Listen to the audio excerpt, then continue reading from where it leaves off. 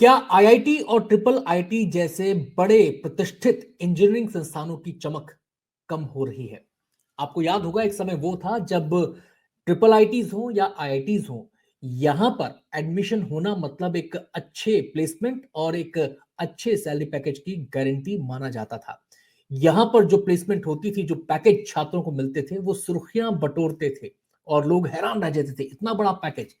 लेकिन बीते 2-3 साल पर अगर नजर दौड़ाएं तो लगता है कि तस्वीर में कुछ बदलाव आया है और ये बदलाव चिंताजनक बदलाव नजर आता है। वैसे आपको बता दें कि संसदीय समिति है, शिक्षा, महिला, बाल, युवा और खेल संबंधी मामलों की संसदीय समिति है, उसने एक हालिया रिपोर्ट पेश की है और उस हालिया रिपोर्ट में भी इस बदलाव की तरफ इशारा किया गया है और इसको असामान्य गिरावट बताया गया है प्लेसमेंट और पैकेज के हिसाब से।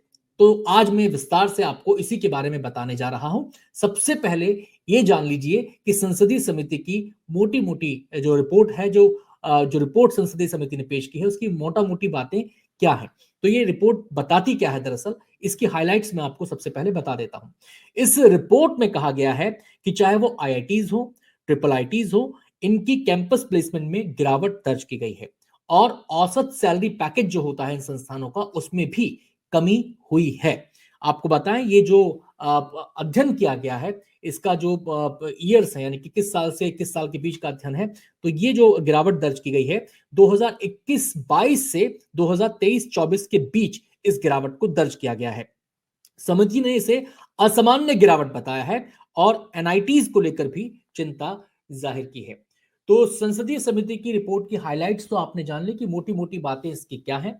अब मैं आपको सिलसिलेवार तरीके से हर जो संस्थान है, जो इंजीनियरिंग के हमारे प्रतिष्ठित संस्थान है, चाहे वो आईआईटी हो, ट्रिपल आईटीज हो, एनआईटी हो, उनको लेकर सिलसिलेवार तरीके से मैं आपको बताऊंगा कि किस संस्थान की क्या स्थिति बनती है। तो सबसे पहले इस कड़ी में मैं बात करना चाहूंगा आईआईटी के बारे में। आईआईटी को लेकर जो ये रिपोर्ट बताती है, उसकी हाइलाइट्स मैं अब आपके सामने रखने जा रहा हूं। इस रिपोर्ट के मुताबिक आईआईटीज भारत के 23 में से कुल 22 आईआईटीज में प्लेसमेंट में गिरावट आई है। आधे से ज्यादा आईआईटीज में 10% से ज्यादा की गिरावट दर्ज की गई है। अगर हम बात करें तो पुराने आईआईटीज की अगर हम बात करें तो इसमें से आईआईटी रुड़की में सबसे ज्यादा प्लेसमेंट में कमी दर्ज की गई है। आईआईटी रुड़की में 18% से ज्यादा की गिरावट आई है। वहीं आईआईटी दिल्ली, बॉम्बे, मद्रास और कानपुर में 10% से ज्यादा की गिरावट आई है। अगर हम बात करें खड़गपुर की, आईआईटी खड़गपुर की, तो यहां पर सबसे कम, यानी कि जितने भी आईआईटीज हैं, यहां पर सबसे कम गिरावट दर्ज की गई है और ये गिरावट है 2.88% की। अगर हम आईआईटीज को विभाजित करें, दो भागों में बांटे, तो पुराने आईआईटीज की बात हम कर रहे हैं। अब हम जरा नए आईआईटीज की बात भी कर लेते हैं। अगर नए आईआईटीज की हम बात करें तो यहाँ भी ट्रेंड अलग नहीं है, यहाँ पर भी गिरावट दर्ज की गई है और औसत जो गिरावट है वो 10% से ज्यादा की गिरावट है। और सबसे ज्यादा जो गिरावट दर्ज की गई है वो आईआईटी धारवाड़ में दर्ज की गई है। आईआईटी धारवाड़ में करीब 25% की कमी प्लेसमेंट में हुई है। और इस पूरे के पूरे आंकड़ों के अंदर आईआईटी वाराणसी अलग खड़ा नजर आता है, क्योंकि यहां पर गिरावट का ट्रेंड नहीं देखा गया, बल्कि यहां पर प्लेसमेंट में इजाफा हुआ है। तो ये मोटा मोटी तस्वीर आपने आईआईटीज की देख ली, लेकिन आईआईटीज की तरह हमारे ट्रिपल आईटीज भी प्रतिष्ठित इंजीनियरिंग संस्थान है और इनको लेकर भी संसदीय समिति ने अपनी बात कही है। इनका भी जिक्र अपनी रिपोर्ट में उन्होंने किया है। वैसे आपको यहां बताता चलूं आगे डिटेल बताने से पहले कि देश में कुल 25 ट्रिपल आईटी संस्थान है। अभी रिपोर्ट इनको लेकर क्या कहती है ये आपके सामने रखता हूं। जो 25 टोटल ट्रिपल आईटी संस्थान है, उनमें से 23 के प्लेसमेंट में गिरावट दर्ज की गई है। इनमें 5 पुराने ट्रिपल आईटी भी शामिल है।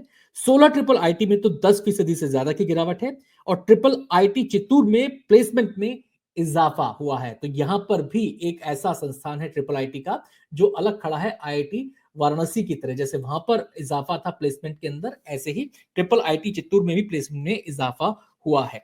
अब जरा हम आगे बढ़ते हैं और एनआईटी की बात कर लेते हैं। जब एनआईटी की बात होती है तो यहां पर जानना जरूरी है कि कुल संस्थान यहां पर कितने हैं।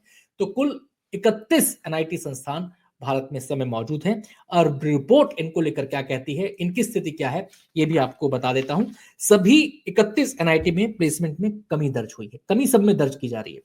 और 2022-23 में 18,957 छात्रों का प्लेसमेंट हुआ था। 2022-23 में 18,957 छात्रों का प्लेसमेंट हुआ था एनआईटी में, और 2023-24 में ये आंकड़ा घटकर रह गया कितना, 16,915 छात्रों को ही प्लेसमेंट मिल पाया।